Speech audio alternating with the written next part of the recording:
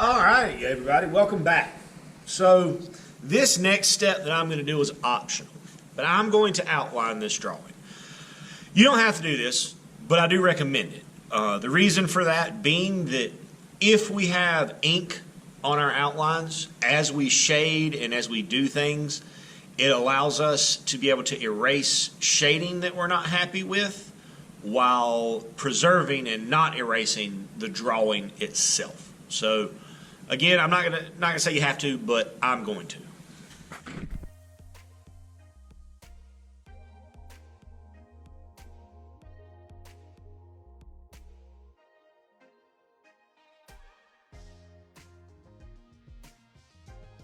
So from that point with that outline done, I got a couple things. I can see my lines clearly. I can shade and make corrections to my shading and my values if I'm not happy with it without erasing the main drawing. Now from here, the only thing we really have left to worry about is the shading itself.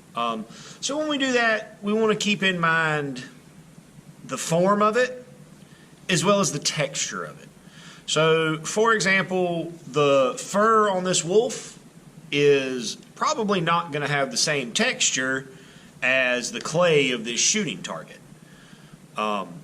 This is going to have a little bit more fur stuff to it. It's going to be a little bit different. And we want to consider those shadows and those values and where we place them and how we place them. So the way I shade this cylinder is not going to be the same way that I shade this rectangular prism right here. And the way I shade this rectangular prism is not going to be the same way that I shade this semicircle, this half sphere right here on the good part of the dumpling.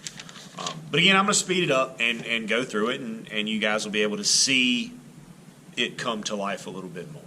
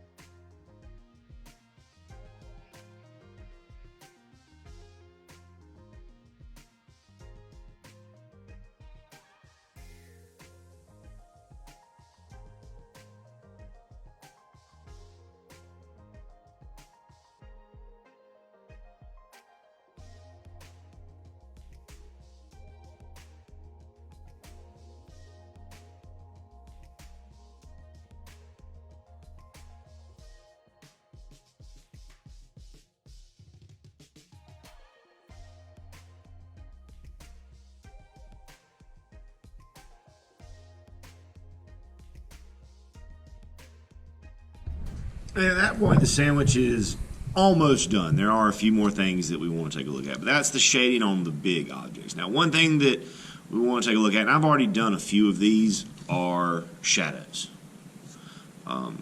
Because anything, if we have a light that's shining down from this way, all our shadows are going to get cast on the bottom. And when we do that, all we're really having to do is copy the shape that's casting the shadow.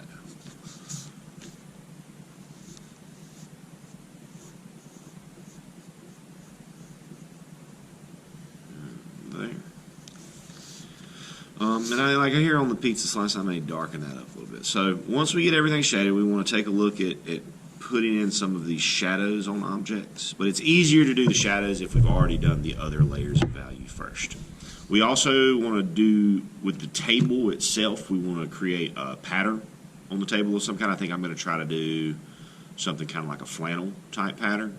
And then this wall back here, you need to do something with it, but it's up to you what you do.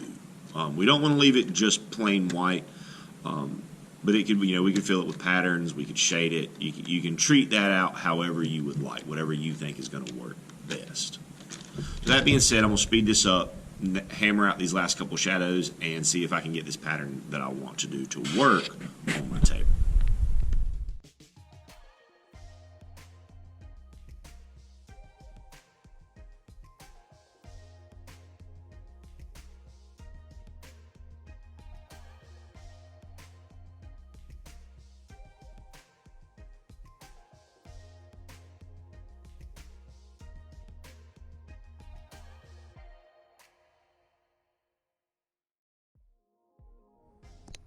There we have a finished sandwich. So we've got all our things shaded, we got shadows placed, we've got pattern or design on the table, and then I opted to just do something very, very, very simple in my background here with these straight lines.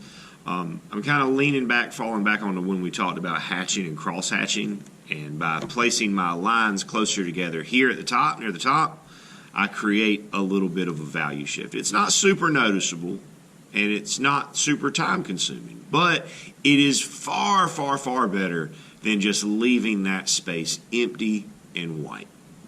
Good luck to you, everyone, and as always, happy arting, my friends.